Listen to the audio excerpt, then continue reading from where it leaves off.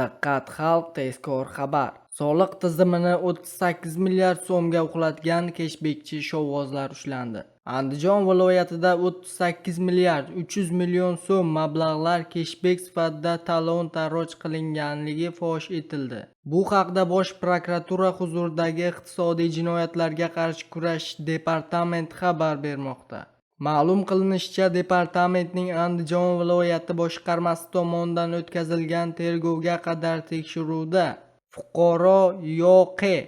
va boshqalar o'zaro til biriktirib 5 ta MChJga boshqa MChlar tomonidan 2,2 trillion so'mlik mahsulotlar yetkazib berilganligi haqida soxta elektron hisob fakturalarni rasmiylashtirilgani aniqlangan.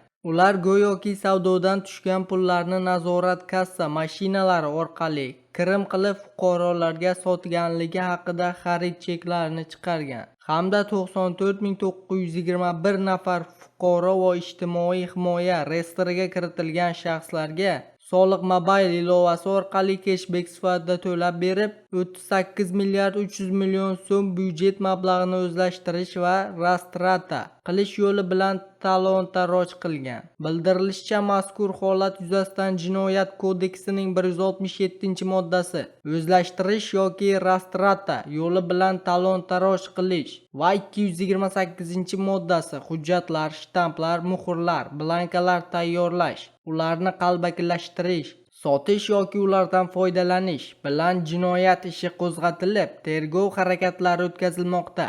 Eslatib o'tamiz, avvalroq Farg'onada 125 milliard so'mlik sun'iy QQS orqali noqonuniy keshbek olish sxemasi aniqlangan edi. Sizga yetkazmoqchi bo'lgan xabarimiz shulardan iborat edi. O'zingizni ehtiyot qiling. Xayr, salomat bo'ling.